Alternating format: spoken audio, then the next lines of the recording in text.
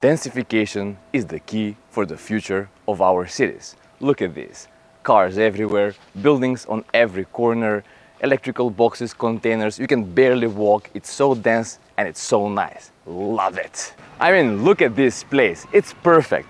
Residential multi-stories buildings, commercial ground floors, paved streets and sidewalks, playgrounds. I mean, what do you need more? Most of the locals would say that this is all what we need.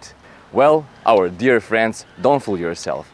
This is actually exactly how the city would look like when it's led by corruption, fast profits and poor urban planning, and all done in the name of densification. You are watching Stripping Architecture, and today we'll strip this urban development and we will show you how densification can be done in a wrong and corrupted way, or let's say pseudo-densification.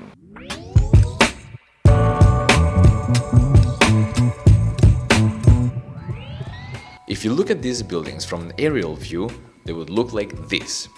These buildings actually were built by replacing a former settlement configured out of low-rise, multi-residential houses, locally known as baraki.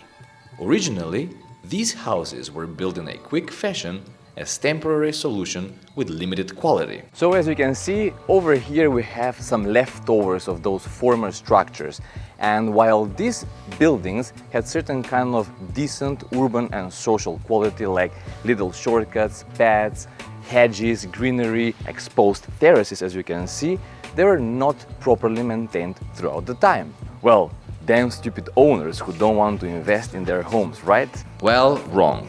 The continuous ignorant attitude of the authorities, lack of long-term vision and redevelopment strategy, together with lack of policies for renovation subsidies, discouraged people to take any serious action towards improvement of their homes. People were literally left on their own and forced to preserve their homes with unregulated adaptations. These informal and unregulated adaptations stigmatized these buildings as unsustainable structures with inhabitants that are susceptible to compromises and blackmailing. So these conditions, in combination with the heavy centralization of the cities, which honestly happens all across in southeastern Europe, creates a perfect opportunity for the populist politicians to promote poorly understood modern concepts with profitable background only, such as densification. So is this densification? We have cars parked everywhere, as you can see here on the crosswalk itself. Same type of buildings piled up next to each other. Places for logistics non-existent and very unwalkable urban design. Oh yeah, and not to forget to mention, the height of these residential blocks has been projected like this. You know what? Instead of building 4 stories, let's make it 6. Well, actually, what about 8 stories? Maybe 10 is better. Okay, let's go with 10. Well, obviously, this is how urban planning works in a country without urban planning sector. Well, it exists, but it's a bit complicated. The sector of urban planning in North Macedonia falls under the Ministry of Transport and Relationships.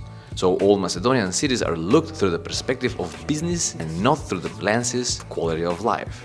And that's not all. This urban development was not based on any relevant statistics for development nor realistic needs of the population. Therefore, lack of research and planning data stimulated developers to create multiple small apartments. In other words, little tiny units that can be easily sold with fast credits and that can guarantee fast profits. Which means a bunch of units with small living rooms with no separate kitchen, small bathrooms, no storage spaces and pseudo balconies. To back up this argument, we'll share the data from the last census.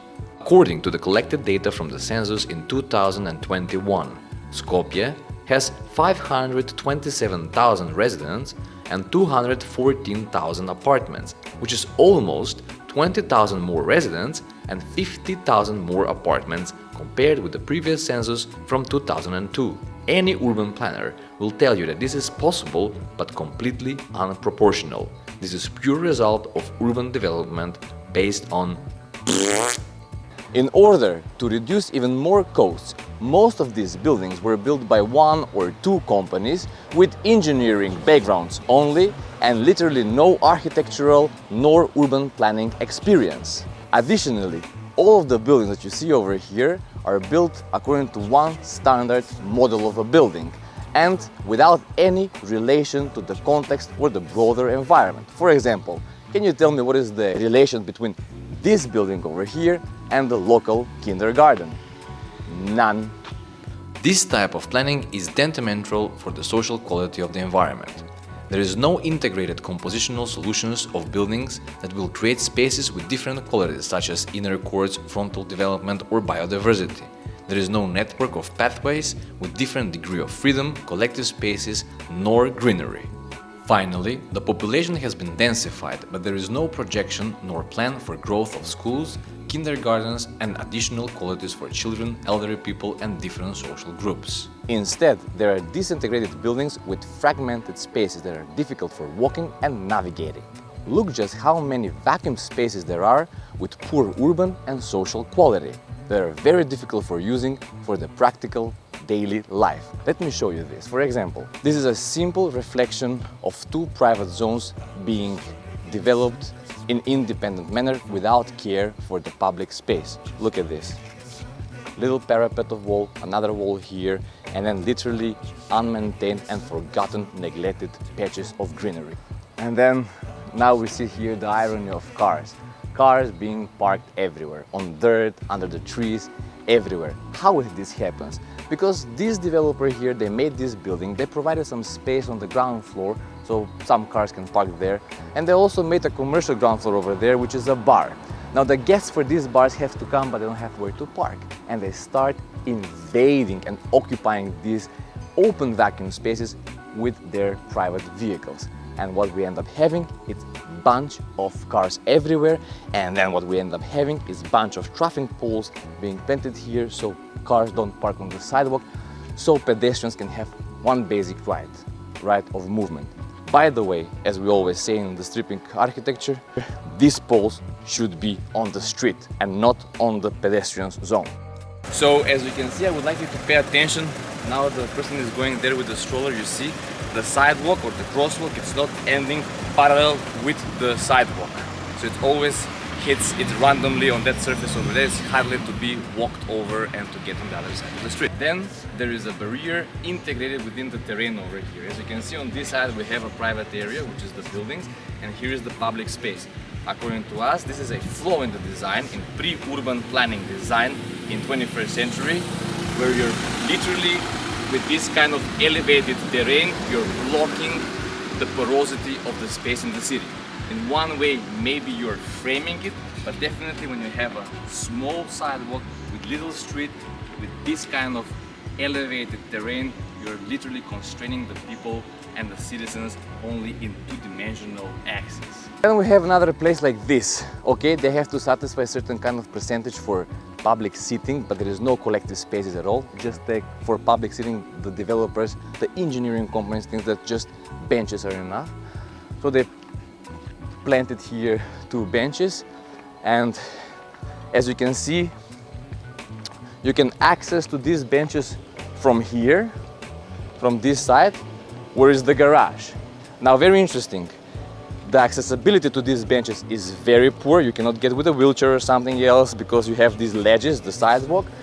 The garage is here placed, fine. And then on the other side, you have these 2 benches against this electrical box. And on the other side of the benches, it's literally, so this is the private zone and this is the public zone. The private, they have done something, okay, it's like very poor. And you have the whole called public space. And then if you go here, you say, okay, I would like to continue maybe there. I see another building over there, right? I see it's building here. I see a shop over there. And then as a normal walker, you would say, okay, I want to go straight to the shop so I can buy some goods. And you continue here and you walk through this private zone for the parking lots, which obviously they just cared for this one. And honestly, let's be honest, in 21st century, designing parking lots on the ground floor, the best real estate spent on these vehicles, it's really shame. And let's not talk about the fact that there is no public transport over here, and there is no bus station, and metro and tram, please, we'll talk about it in another century. And then you go towards the shop and you say, okay, perfect, I'm going there, there is a shop. And out of nowhere, as a pedestrian, as a walker, you realize that the shop and this zone over here, it's split by this elevated terrain. So if you want to go down, you have to do this. Now, of course, I'm a young man, I can jump over fences and parapets, but what about 80% of the people who would like to use that shop from that side? What is the alternative for that? You will most probably have to go back from there. So you come here and say like, aha, I cannot go from here. And you have to go back and look for another alternative way in order to get to the shop. Very inconvenient. And 21st century urban design. Private garbage being stored on the public space.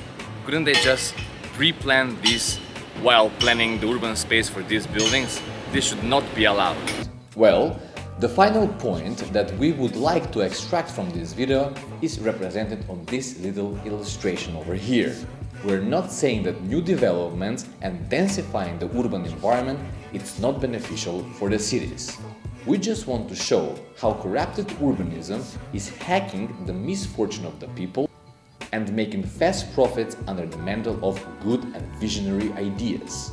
As you can see on the illustration on your right, densification of the cities doesn't mean piling people in small apartments, satisfying percentual mandatory greenery and leaving the environment in complete chaos. Densification means creation of integrated collective plans that spatially correspond with the purpose of creating socially sustainable and ecologically resilient societies. Thank you very much for following. We hope we delivered a good message. Please show if you have certain similar case. We will be happy to analyze it. And till the next episode.